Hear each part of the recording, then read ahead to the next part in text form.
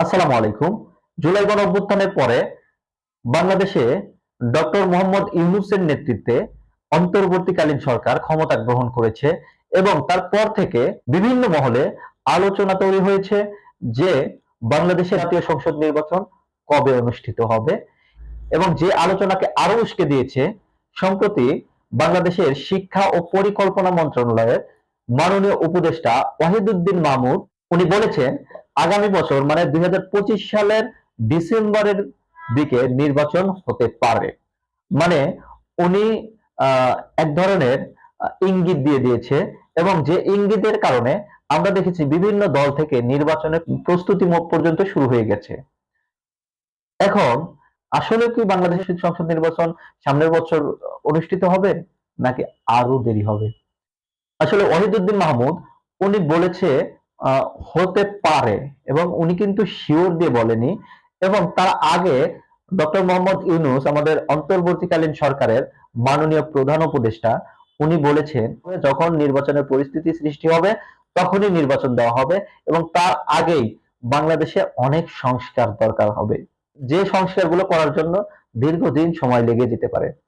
কারণ বাংলাদেশে একটা ফ্যাসিবাদী শাসন ব্যবস্থা দীর্ঘদিন যাবৎ আমাদের বাংলাদেশে ছিল। এই ফ্যাসিবাদী শাসন ব্যবস্থাকে ভাঙতে গেলে দুই একদিন বা এক বছরে হওয়া সম্ভব নয়।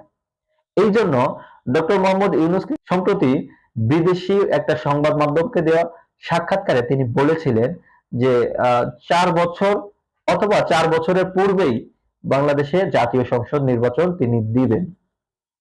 এখন বিএনপি সহ বিভিন্ন দল যারা বলার চেষ্টা করছে যে এখন জাতীয় সংসদ নির্বাচন অতি দ্রুত করা হোক। এখন আমার প্রশ্ন এইসব দলের কাছে, যদি জাতীয় সংসদ নির্বাচন সামনের বছর হয় তাহলে কি আপনারা ক্ষমতা গ্রহণ করতে পারবেন, ক্ষমতা নিতে পারবেন? তো এটা জাতির কাছে আমার প্রশ্ন। কারণ বাংলাদেশে জাতীয় সংসদ নির্বাচনের আগেও বিদেশি অনেক খেলা আছে। এখনো পর্যন্ত স্বৈরাচারী শক্তি আওয়ামী লীগকে কিন্তু বাংলাদেশ থেকে নিষিদ্ধ করা হয় নাই। এখনো পর্যন্ত আওয়ামী লীগ সামনে নির্বাচনে অংশগ্রহণ করবে কি করবে না সেই বিষয় নিয়ে এখনো সুরাহা হয় নাই। মানে একটা রাজনৈতিক দল ক্ষমতাসীন ছিলে তারা বাংলাদেশের নির্বাচনে অংশগ্রহণ করবে কি করবে না সেই বিষয়ে এখনো রাজনৈতিক দলের মধ্যে মতানৈক্য সৃষ্টি হয়েছে।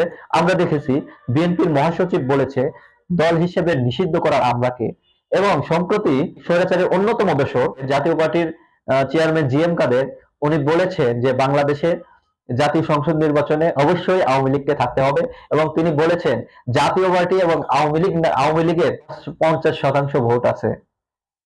মানে কি ধরনের আজগবি কথা! মানে 50% ভোট আছে সেটা বলে বেড়াচ্ছে যে আওয়ামী লীগ এবং জাতীয় পার্টির 50% ভোট আছে। যদি 50% ভোট থেকে থাকে তাহলে শেখ হাসিনা এই 17 বছর কেন নির্বাচন দেয়নি? 50% ভোট পেলেই তো আপনারা সংখ্যাগরিষ্ঠ আসনে জয়লাভ করতে পারবেন। এই যে যে আজগবি কথাবার্তা, এই আজগবি কথাবার্তা বলা হচ্ছে এখনো পর্যন্ত জাতীয় পার্টিকে নিষিদ্ধ করা হবে কিনা বা ফ্যাসিবাদের দোসরদের বাংলাদেশ থেকে নিষিদ্ধ করা হবে কিনা বা আওয়ামী লীগকে নিষিদ্ধ করা হবে কিনা এ নিয়ে এখন পর্যন্ত কোন রকম কোনো সুরাহা হয়নি। বাংলাদেশের বর্তমান সংবিধান থাকবে কিনা এই বিষয়ে কোনো সুরাহা হয়নি। সংবিধান সংস্কার হবে নাকি সংবিধান ফেলে দিতে হবে? 72-এর সংবিধানকে সংস্কার করে আবার নতুন রূপ দিবেন নাকি নতুন করে একটা সংবিধান করবেন?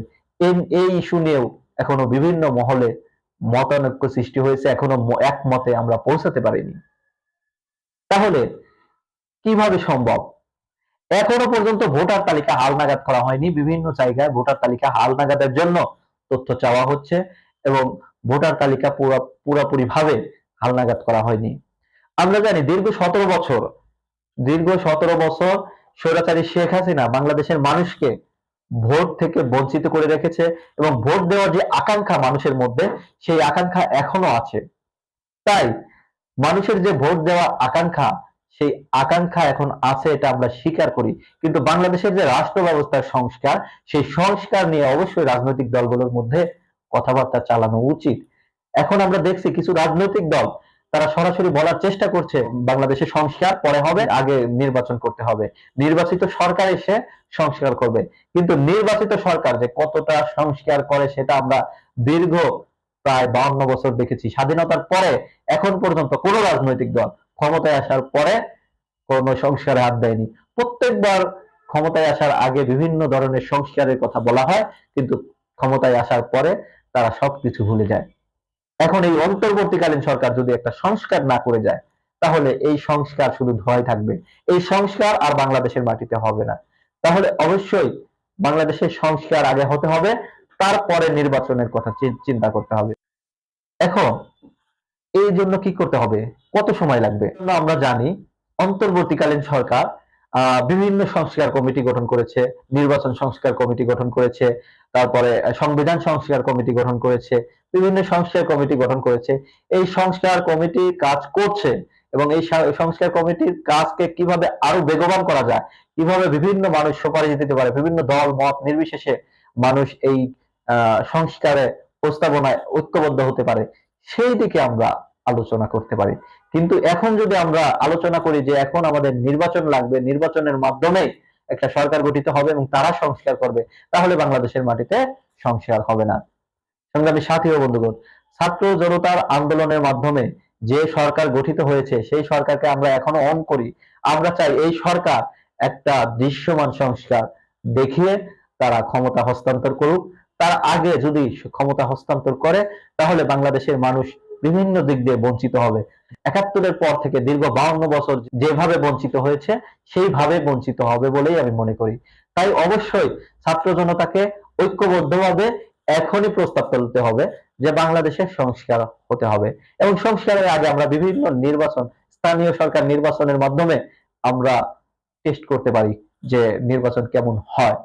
এই জন্য ডাকসু সহ বিভিন্ন ছাত্র সংসদ নির্বাচন আমরা কল করতে পারি এবং এইসব নির্বাচনের মাধ্যমে দেশের যে নির্বাচন ব্যবস্থা কি রকম আছে সেটা টেস্ট কেস হয়ে যেতে পারে। এই জন্য ছাত্র জনতাকে অবশ্যই এই বিষয়ে সজাগ থাকতে হবে। ভালো থাকবেন সবাই। আসসালামু আলাইকুম।